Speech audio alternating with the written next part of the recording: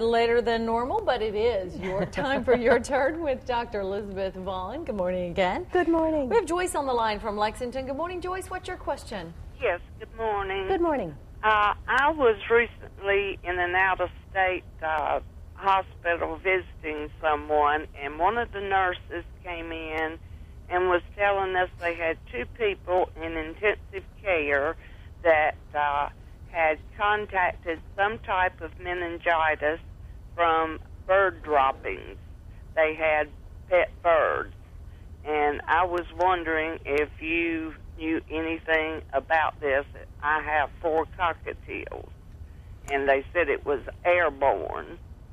All right, I am not certain which kind of meningitis it was. The most common infection that people get from birds is ornithosis, and it is a lung disease, which is incredibly common.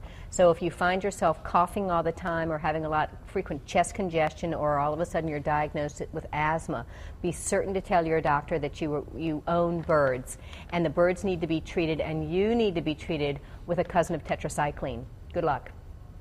Let's go to Mary in Ashboro, who has a question. Good morning, Mary. What's your question? Good morning. Good morning. I have the fibrocystic anomalous tumors in my breast, and I've had a numerous amount of surgeries to have them removed.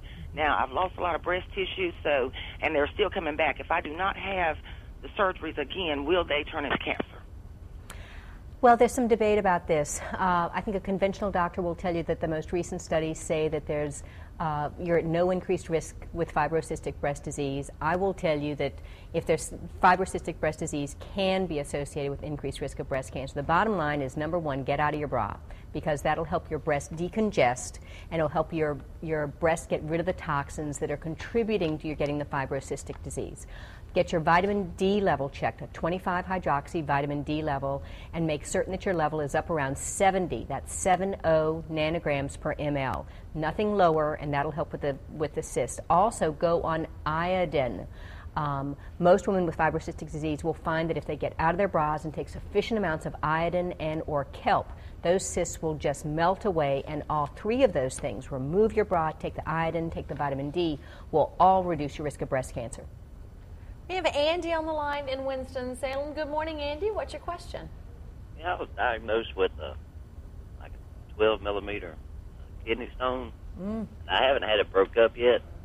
I've been having like 20 to 30 hot flashes a day, but I don't know if that's from it or not. How old are you? 39. 39? Don't know. If you get an infection associated with that kidney stone, it can be due to, that would give you hot flashes. Low testosterone will give you hot flashes. So it's a little bit hard to tell you, but I'd go ahead and get it dealt with. Let's go to Mike in Franklinville. Good morning, Mike. What's your question? Good morning, doctor. Yes, I've just recently been diagnosed with an embedded kidney stone in my kidneys, and I was just wondering what is usually the procedure by the doctor to eliminate this situation. Well, it depends. Both you and the last gentleman both have kidney stones. It depends upon what the stone is made of. And there are traditional treatments where you get the stones broken up by ultrasound. There are things that you can do with respect to diet, if it's calcium carbonate or different kinds of specific stones.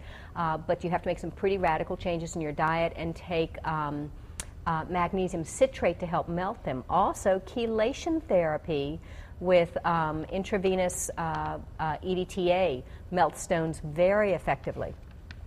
Mary in Winston-Salem is our final caller this morning. Good morning, Mary. Good morning. Good morning. I'd like to ask Dr. Vaughan, I've been itching from my head to my toe, and I'll scratch one spot and then have to scratch another one. That's pretty miserable. And I've not got any new medicines, and I wondered if you had any suggestions of what to do for it. Well, my doctor couldn't find anything. Well, it's a little early in the year, but you have to wonder if your skin just isn't plain out too dry. That'll cause itching, and I would look at taking some fish oil, and a good quality fish oil that has lots of EPA and DHA in it. And when I think about it, I'd use cod liver oil. The reason for that, it's got some vitamin A and some vitamin D in it. It also has some phospholipids in it, all the different things that are really good for skin. So I would try taking teaspoon, even up to a tablespoon of cod liver oil a day for a couple of weeks and see if that didn't help. And then pay attention to what you eat. I'd cut the wheat and dairy out of your diet for about 2 weeks and see if that helps at all.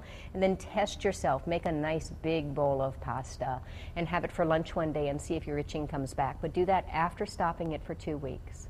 All right. Thank you so much for coming in this morning, putting up with our lateness. Great. We appreciate it. I wanted to say one little thing, if I may, about thermography. The whole idea about screening for breast cancer and detecting it early.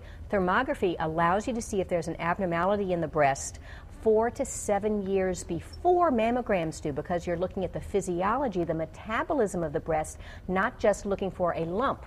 Lumps have to be big enough to be able to be seen on digital mammograms or regular mammograms or ultrasound. So if you really want an early screening device, get a thermoscan, get thermography done on your breast. It's infrared pictures of your breasts. All right, thank you. Thanks. Brad?